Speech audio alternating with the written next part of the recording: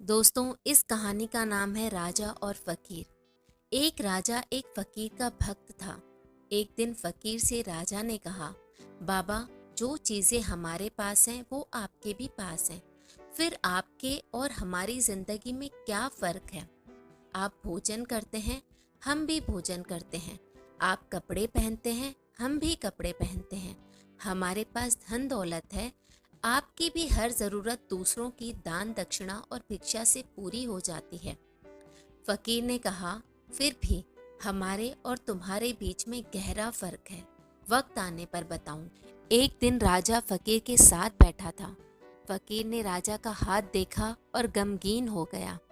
राजा ने इसका मतलब पूछा। फकीर ने कहा, कल सूरज उगने से पहले तुम्हारी मौत हो जाएगी। यह सुनते ही राजा घबरा गया। राजा ने कहा, ऐसा कैसे हो सकता है? फकीर ने कहा, तुम्हारे हाथ की रेखाएं यही बात बोल रही हैं। राजा उदास होकर महल में लौट आया। उसने अपने मंत्रियों, राजकुमारों और रानियों को बुलाकर कहा, सभी माला लेकर राम का नाम जपो। मेरी मौत कल सुबह हो जाएगी। हो सकता है कि भगवान का नाम लेने से मेरी मौत टल जाए। पूरी रात महल में मातम छाया रहा। सभी भगवान का नाम जपते रहे। धीरे धीरे रात कटी और सुबह हुई। राजा, उसका परिवार और सभी दरबारी खुशी से झूम उठे। राजा अपने परिवार के साथ फकीर के दर्शन करने पहुंचा।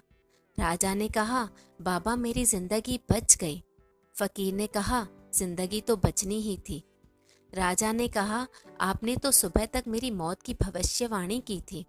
फकीर ने कहा, रात भर तुम्हारी आंखों के सामने मौत ही नाच रही थी। पूरी रात तुम बेचैन रहे। तुम्हारे पास सब सुख सुविधाएं थी, पर तुम घबराते रहे। राजा ने कहा, सब ऐशो आराम तो थे, पर मुझे लग रहा था कि अब मरेगी तब। फकीर ने कहा, तुमने एक दिन मेरे और तुम्हारे बीच का फर्क पूछा था ना, याद है ना?